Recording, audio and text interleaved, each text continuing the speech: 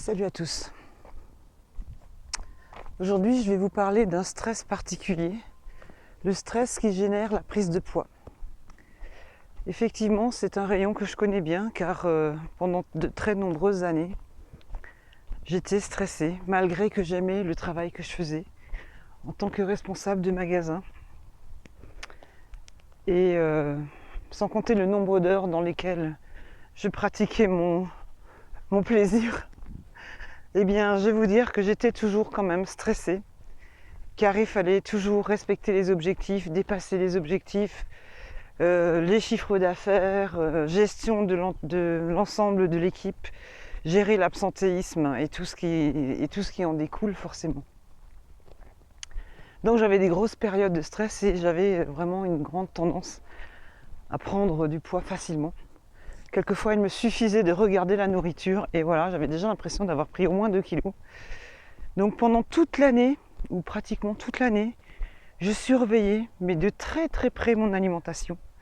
Pour dire que je mangeais presque rien. Et je travaillais beaucoup, et voilà. Alors comment j'ai fait pour remarquer que le stress générait ma prise de poids ?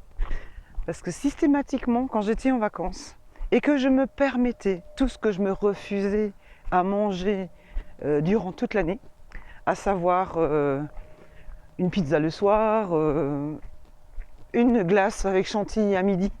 Bon, mais ça, c'était il y a loin. Une glace avec chantilly après le repas de midi. Tout ça, c'est des choses que je ne faisais jamais, même pas le dimanche. Et pourtant, je prenais du poids. Et pendant les vacances, donc je me permettais tous ces délires alimentaires et je perdais du poids. Et je perdais au moins 5 kilos à chaque fois que je partais en vacances. Alors si ça, c'est pas un signe, moi je vous le dis, c'est un signe. Le stress génère la prise de poids. Donc, je voulais juste vous rappeler également que tous les conseils que je vous donne par rapport à la méditation, par rapport à l'exercice physique et tout ça, évidemment, si vous êtes insomniaque depuis longtemps, c'est pas en une fois que vous allez arriver à gérer le sommeil et de déstresser en pratiquant une seule fois une méditation ou en faisant une seule fois la marche.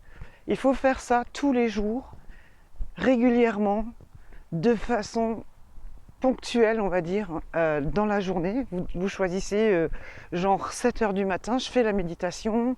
Quand je rentre le soir du travail, je fais une marche. Et au lieu de me mettre à la télé, je prends un bon bouquin et je lis pendant une demi-heure ou un quart d'heure. Si vous êtes trop fatigué, endormez-vous et tant pis si vous vous réveillez un petit peu dans la nuit et vous reprenez la suite du bouquin pendant un quart d'heure et vous vous rendormez, ça peut être une solution.